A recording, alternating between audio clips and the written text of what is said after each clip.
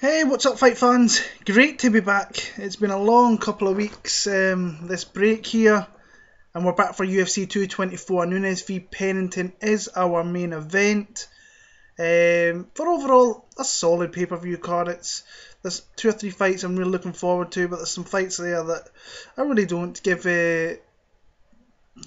too much about, to be honest with you. But all in all, it's nice to get the UFC back. We're going to have a run of cards now. We've got Chile next week with Liverpool. And so on, heading on to a busy summer period. As always, please like, comment, and subscribe if you can. When the mission hit 2,000 by the end of the year, and hopefully we can get there. Just a little kind of what we'll say now is, before I used to put my videos out late Monday night, early Tuesday morning over here in the UK. That's probably going to be moving to early Monday morning, late Sunday night. For the simple reasons that I've had a kind of life change with my little girl, and my fiance went back to work, so things work out a little bit easier there. So you'll probably get this early Monday morning to start off fight week, so keep an eye out for that. And we're pretty much just going to get straight into it. Starting off in the middleweight division, we have Marcus Perez against James Boknovic. Now, I will say straight off the bat, I've really not looked into this fight specifically all too much. It was a fight I was actually it was one of my last fights I was going to do today, but we had like 23 degrees of sun out here in Scotland, and we very rarely get that, so I spent the majority of the day out in the sun with my daughter. So I never really I watched the last fight, but I wanted to watch a little bit more, but never really got round to it. Marcus Perez lost a fight against Eric Anders, and James Boknovic lost to Trevin Giles. Boknovic is moving down to 185 here, so he's going to be a bit bigger bodied. He's going to have a full fight camp. That fight with Giles was I think it was on like a 7 days notice. And he was a guy that I heard of before through Ben Rothwell when he came over to Dublin. He was actually over in Dublin with Ben Rothwell. And I like Perez in the fight for the reason that he's awkward fighter to face. I thought the fight with Eric Anders was... he gave Anders some problems. I always thought that Anders had the upper hand kind of relatively through the fight, but I just think he can be awkward for Boknovic, and I'm trying to look where Boknovic could really stamp his authority in this fight. I don't see him outstriking Perez. Maybe he could out-grapple Perez a little bit, but honestly I just don't see it. I've got to remember, I'm really coming off just one fight of these guys, so I'm really kind of going to go what I like more out from the last fight. I didn't really like what I've seen from Boknovic. From Perez, I thought he fought okay against Eric Anders, nothing too spectacular. I'm going to pick Marcus Perez in this one here. I'm not sure whether it's the first time that Boknovic has shifted down to 185 or he's been there before, but Perez has fought more at the weight. He's won titles in the regional scene through that. And I just think he's a little bit of an awkward fighter to face. So I'm going to go Marcus Perez. I might go with a stoppage. I'll go with a third round TKO. If not, a decision victory there. But honestly, I've not looked too much into that. So yeah. Alberto Mina against Ramazan Emeev. Alberto Mina, a forgotten guy of the UFC welterweight division, but he's an undefeated fighter with a 10-0 record, I think it is. So it's a guy that when he comes back, he wins fights and then he disappears again. So it's something that... I look out for. He's not a young guy by any stretch of the imagination. He's just turned 36. So he really kind of has to get going. He's 13-0, sorry. Not 10-0. Like I say, fights sporadically. He first started out training in judo.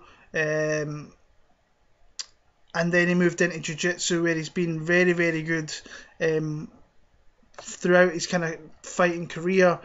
And yeah, he's won medals wherever he's fought, and he's just got a really good submission game. But he's also a pretty athletic fighter with his striking as well. In that fight with I think it was Akiyama, throwing some nice flying knees out. It was actually the Mike Pyle fight as well, probably both fights actually. So the guy is athletic. He's got a lot of tools there that he can use. I think predominantly his strongest strength is obviously going to be his ground game, but he does have that judo background, so he is hard to get down. But we need to... I'm not the biggest fan of these guys that take long layoffs, and I'm not even sure he's had fights lined up. I think, in fact, he might have actually had fights lined up and he pulled out of 2 of them. but his last win, Mike Pyle, Yoshihiro Akiyama, Shinzo Anzai. So that's his wins in the 4 years he's pretty much been in the UFC. So fights very sporadically, but he does win fights. Ramzan Emeev, I was pretty impressed with him in his debut. Fighting out of Afghanistan, I think it is, Azerbaijan, sorry, but fights out of Russia.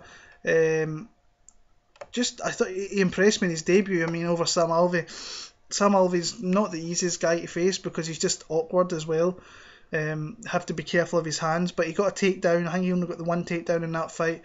Pretty much controlled the fight wherever it went, and won a very, very, very unanimous decision over there in Poland.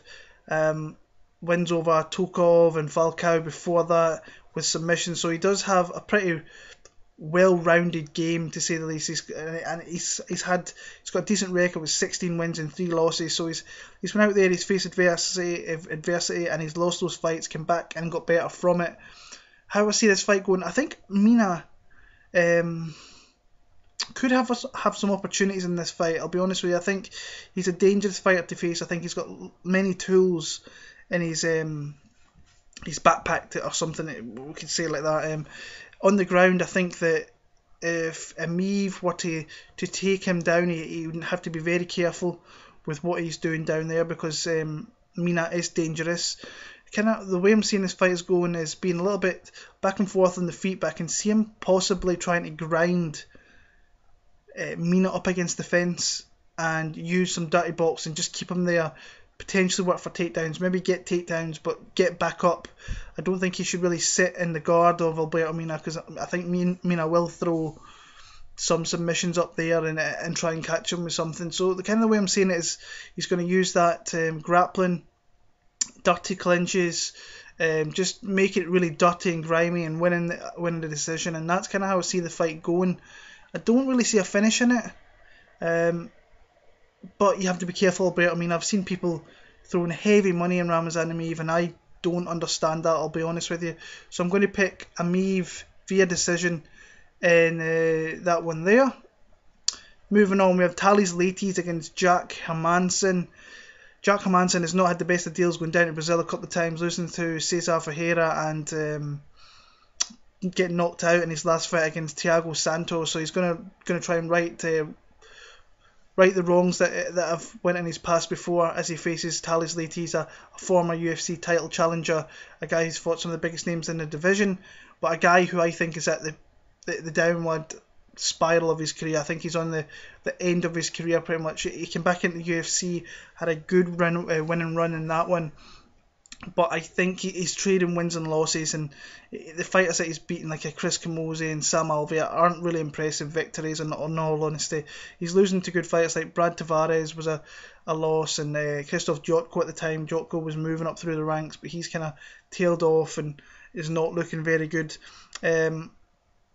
Jack Hermansson, I actually, when I heard of this matchup, I actually really liked Leites, and then when you watch a few of the fights, you see Leites starts to deplete his gas tank very, very quickly, and I think he's only got about 5 to 7 minutes of this fight, where if he can get it to the ground and avoid not being on his back and getting the heavy ground and pound from Jack Hermansson, that he could potentially catch him in a sub and take him out, and that's something which has happened to Jack in the past with Cezar Ferreira. So I think he has to come out, he has to be aggressive early on, but don't throw the kitchen sink and gas yourself out. I think if he can keep a gas tank for 15 minutes, he can win this fight.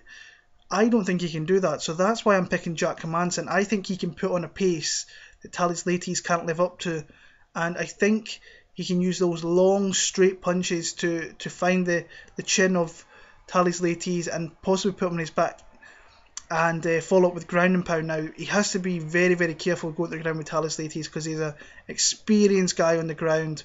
But I just think the pressure and the pace of Jack Hermansson is going to pay dividends in this fight. And I think the longer the fight goes, the more it goes into Jack Hermansson's kind of wheelhouse a little bit, and he can come out here, possibly get a TKO finish, because he has some serious heavy ground and pound, and if he unloads that on you, he can take you out.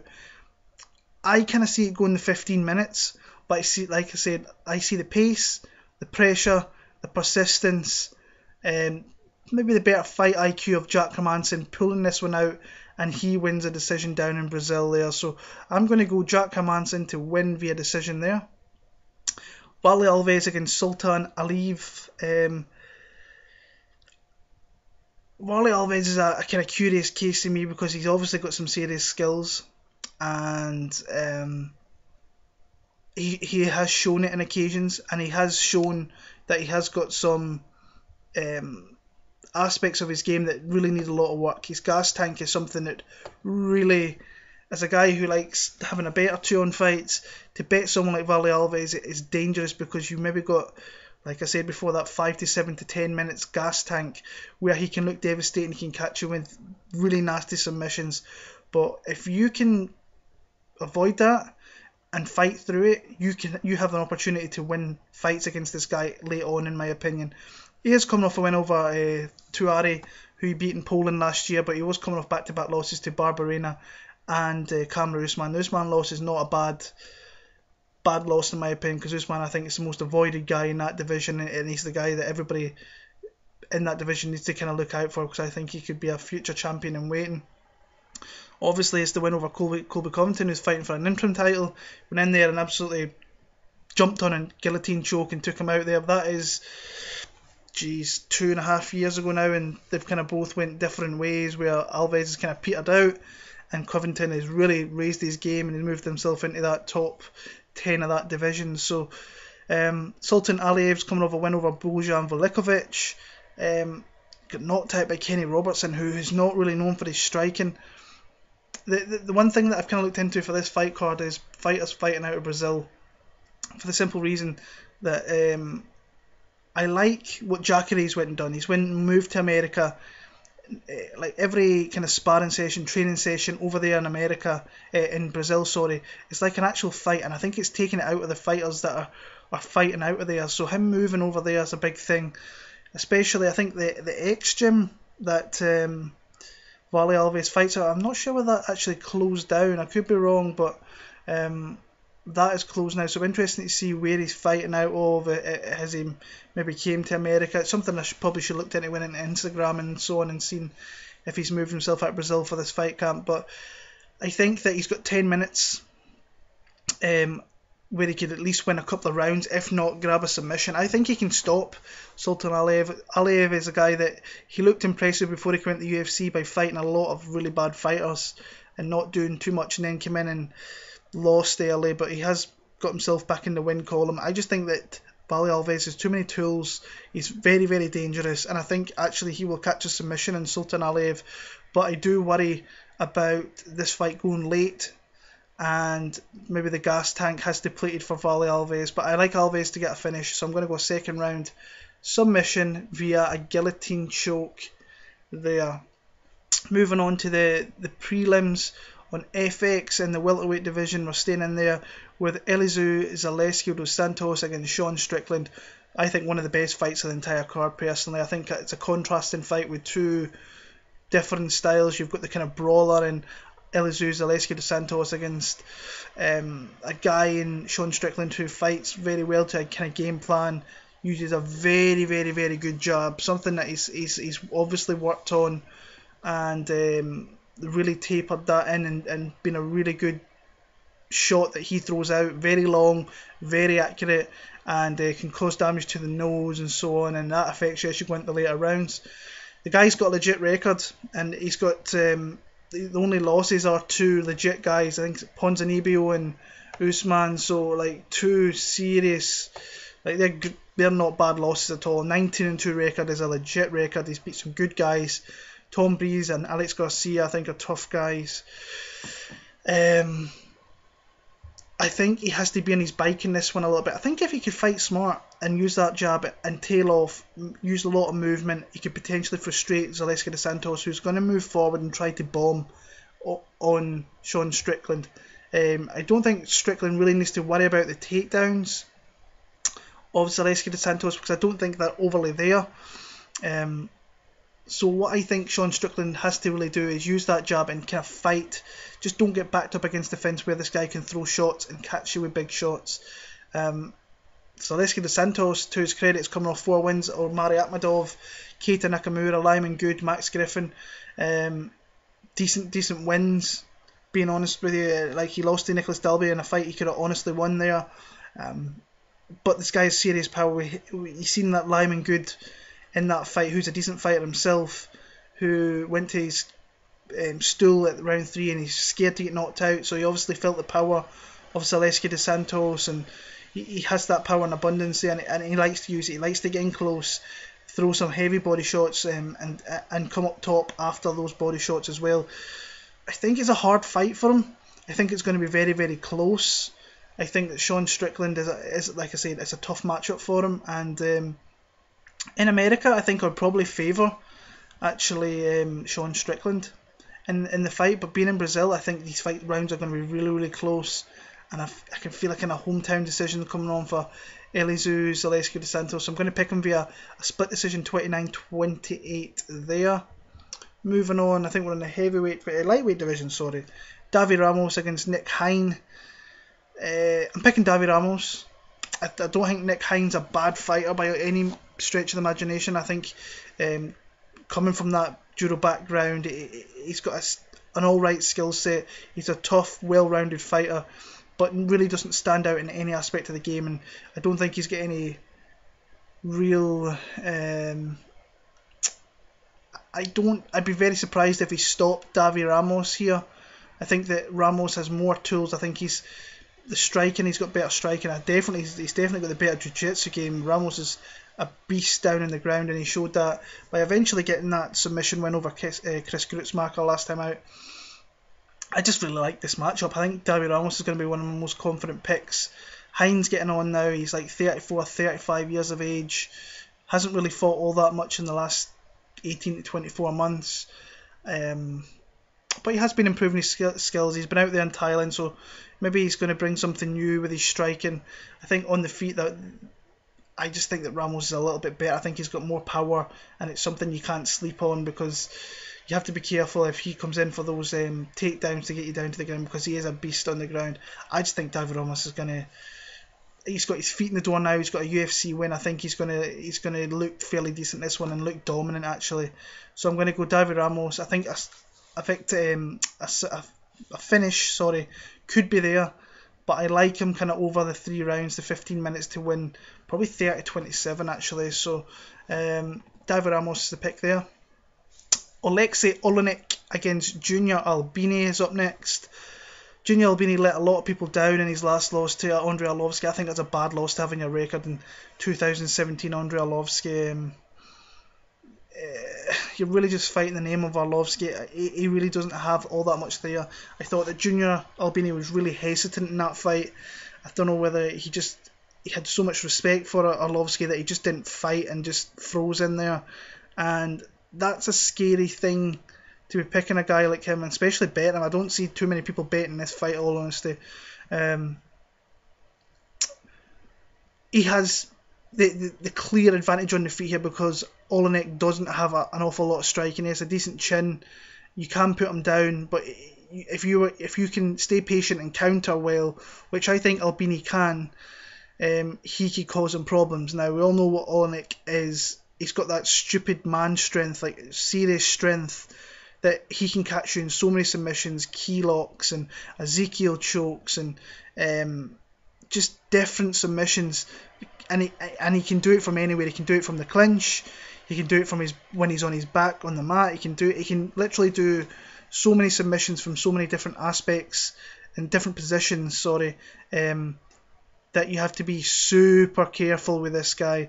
I just think if it stays on the feet, which Albini, he can't be backed up in defence against Oliynyk, because that, like the black mark that goes around the octagon, he has to literally just be on the inside of that and don't get pushed up against the fence, because I can see Oliynyk getting him down, and if he gets him down 1-2 times, I just see a submission happening, because he just mauls you, he just lays on you, and he's hard to get off, and he will find a submission, because that's what he always does. Now, if Albini can keep it on the feet and really get his shots off, counter well when Oliynyk throws those sloppy shots, then I like Albini, and that's kind of where I'm going. And plus he's fighting in Brazil here, so he's got all those fans on his back. He has to rebound after that performance to Oleksiy, because it was a horrible, horrible performance. I'm going to pick Junior Albini. I think he's going to TKO Oleksiy Oliynyk. I think it could be late round 2 or early round number 3, but the pick there is going to be Junior Albini. In the main event of the prelims, we have Cezar Ferreira against Karl Roberson. Initially, I thought this was a fight where I kind of favoured Roberson off the bat.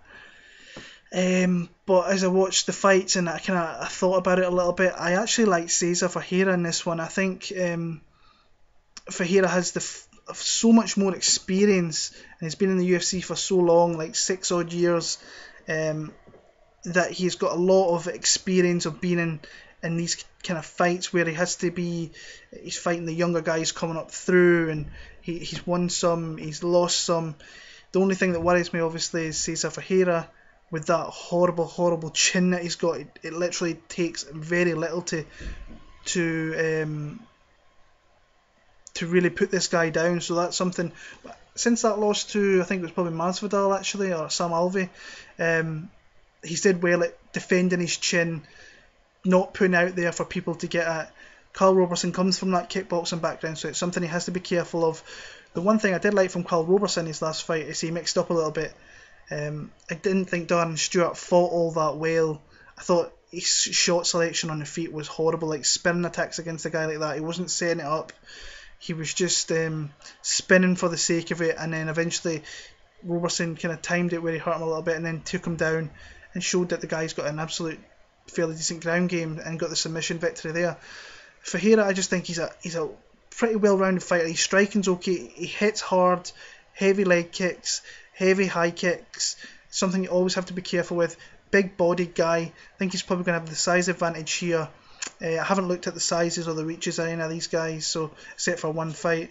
I just think Cezar Ferreira I think it's going to be close, and in that kind of fight I like Cezar Ferreira, so I'm going to pick him via a decision win there and hand Karl Roberson his first loss in the UFC. So Ferreira, interesting. I don't know, I might actually look at a bet on Cezar Ferreira. I think there is better opportunities in the card personally, but I'm not sure. I've never seen the odds for that, even though they've been out for a while. I've kind of been away from the sport a little bit. I've got my 2 bets made, which you can go and find online, and I'll maybe tell you at the end of the video here. So Cezar Ferreira via decision there.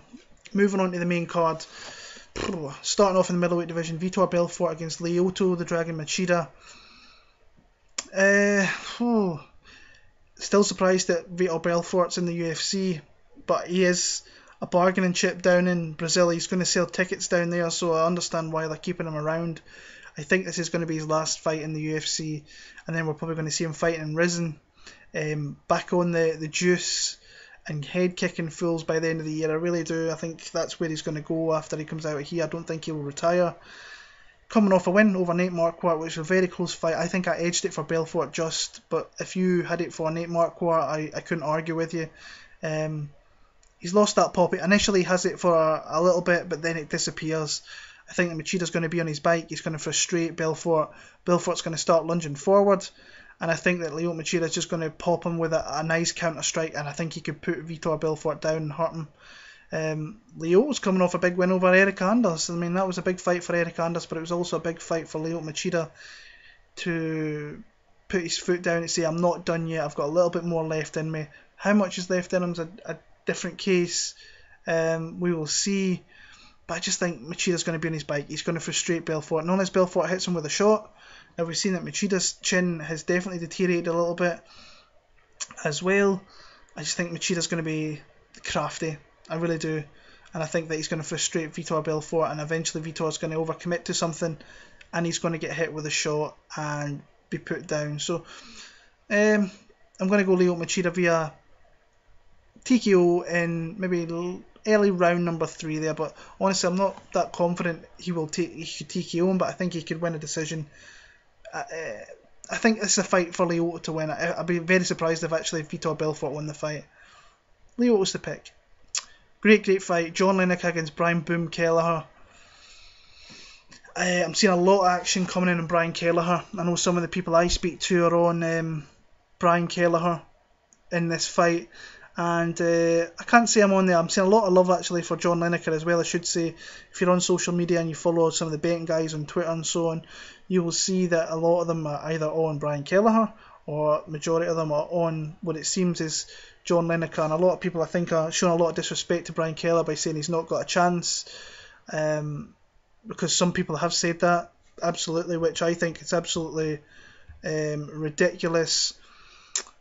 I'm more on the side of John Lineker. I think John Lineker is one of the toughest guys to face in that division personally. I think that I thought the way that TJ Dillashaw fought him was absolutely perfect. I really did. I thought that he mixed it up well. He was very fast on his feet. He threw a lot of variety, and eventually that paid dividends. He got takedowns, and he just fought a perfect fight against John Lineker.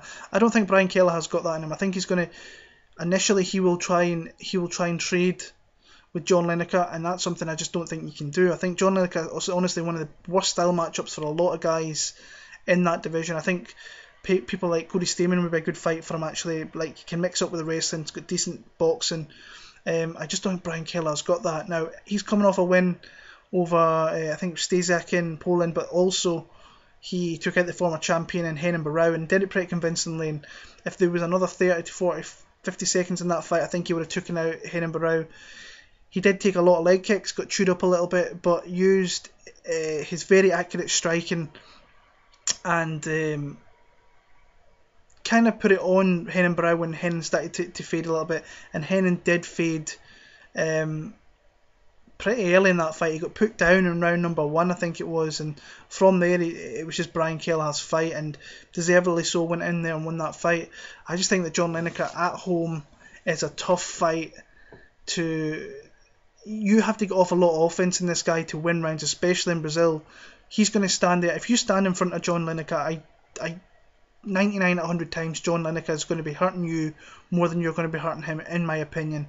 But honestly, I don't think Brian Kelleher has a bad bet. I think he could be live in this situation. If it was in America, I think he could have a good chance. I think these rounds are going to be... They could be close, but initially I'll think that John Lineker will maybe win them, because I think it's hard to engage a guy like John Lineker and stand in front of him and land continuous shots. That's where I struggle seeing Brian Kelleher doing that. It's just landing a heavy volume of shots that's going to win him rounds. And I think the bigger thudding shots are coming from John Lineker, and the crowd are going to be cheering for everything that he's landing, and I just think that could make a big thing in the judges' eyes. But if Brian Kelleher stands in front of him, I think he gets knocked out. If it goes long and he tries to fight smart, I think he has a chance, but I like John Lineker. I'm going to pick him via decision. Women's strawweight division, Mackenzie Dern makes a second walk to the octagon as she faces off against Amanda Cooper. I think the UFC did a good job with matching Mackenzie Dern up here. I think that she didn't look good in her UFC debut. I had a bet on her and John Dodson in a parlay, which was a very sweaty bet and one of the worst bets I've made in a long time. It cashed, but what a horrible bet. Thought you've seen in that fight with Ashley Yoda that she's got so many things to work on. A lot of openings for someone like Amanda Cooper to possibly get off on Mackenzie here. Amanda comes from that boxing background. Mackenzie Dern, when she throws her shots, is wide open for counters. If you can manoeuvre your head off the centre line and throw down the pipe, you're going to hurt Mackenzie Dern 99 out of 100 times, because our technique on the feet and our defence on the feet is definitely lacking. I thought she showed some decent wrestling, decent takedown attempts. Ultimately didn't get too many against Ashley Yoda, which surprised me, but when she did, you've seen where this girl has a huge advantage over so many, probably the best girl on the ground. She will be the best girl on the ground by far, and all it takes is for one time to get down there and she will finish the fight if she can. Now in the Yoda fight, she got her down, the time just kind of beat her to it. I think if she had more time there, she would have definitely taken her out. Amanda Cooper's coming off that big win over, Angela Magana, where she absolutely dominated her. She used her grappling and her top heavy game there and a ground and pound to win that one.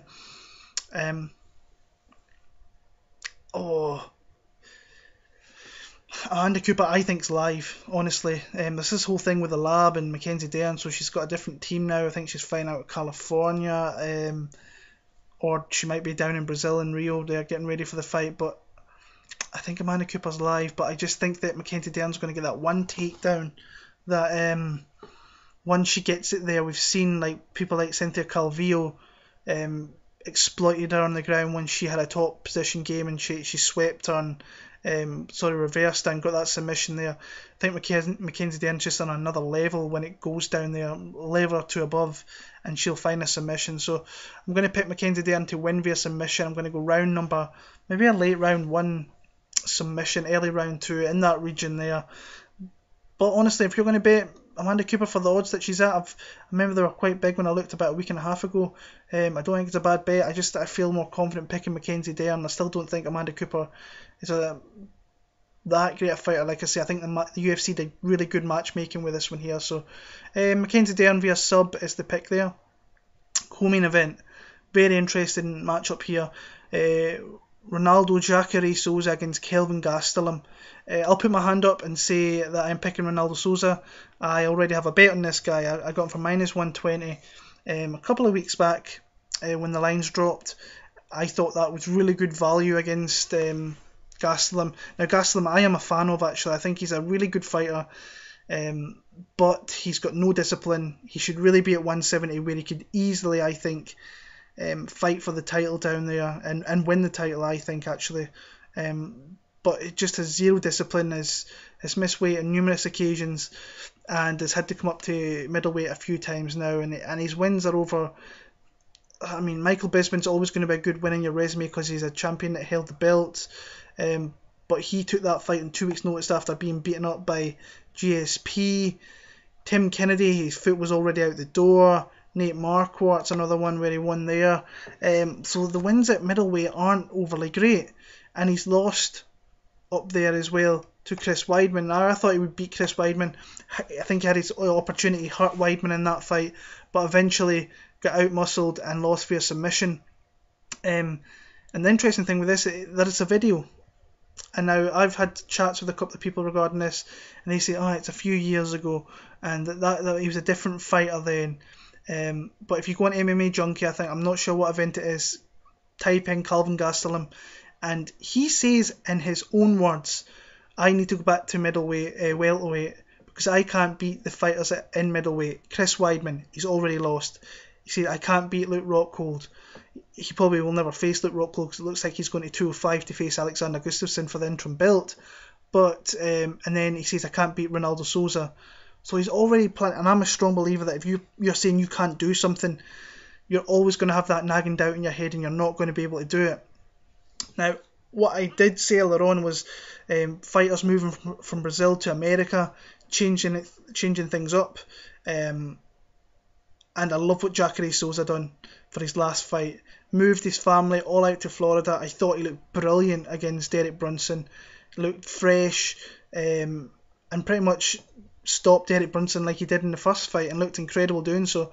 And I went back and had a look in Tapology, and I've actually got a really good record of picking Jacare fights. I'm 10-0, so even when it's just one of the things, sometimes you watch a fight and you can read how fights are going to go, and it's only a few chosen fighters that happens with. It seems to be that Ronaldo Jacare Souza is one of those fighters I can see their wins coming, but I can also see their losses. So I just think eventually, I think on the feet, I think that like with Kelvin, he has those very fast hands, very big combinations, and that's something that Souza has to be careful with, especially if we go into rounds 2 and 3, because we've seen that like even in the Whitaker fight that he did fade a little bit. He got hit with a shot, and once he got hit with that one shot, his gas tank kind of depleted a little bit. He was struggling to move his head out the road. He was struggling to get away from the speed of Robert Whitaker, so that's something he has to be careful of there. I just think that Jacare's got a lot of tools here that's going to beat Kelvin Gastelum, and I'm pretty confident in doing so. Like I say, I'm a fan of Kelvin Gastelum. Hopefully he can get his discipline in order and move back down to 170, because I think he's a threat, big threat down there. But I like Ronaldo, Jacare, Souza. I think eventually this is going to hit the mat, and I think once you hit the mat with Jacare, Souza, it is a matter of time. So I'm going to pick a submission victory there for Ronaldo, Jacare, Souza. And the main event of the night, we have Amanda Nunes facing off and defending her belt against Raquel Pennington. I'm going Amanda Nunes in this one. I think her speed, I think her accuracy, I think her just her overall game is better than Raquel Pennington's. And I will put my hand up and say I've maybe underestimated Raquel Pennington a little bit in the past, and she's came back to show me that you should never underestimate fighters, and it's something that I still do to this day, and I say to myself, don't do it, because you've watched the sport long enough where you underestimate a fighter at your peril and they come back and it bites you in the ass. I'm a lot better now than I was definitely 4 or 5 years ago, 3-4 years ago actually. She's been out a long time. She's been out for like 18 months. She's had injuries. Amanda Nunes, I think, in that time has shown why she's probably going to go down. I think is the best 135-pound champion we're ever going to have.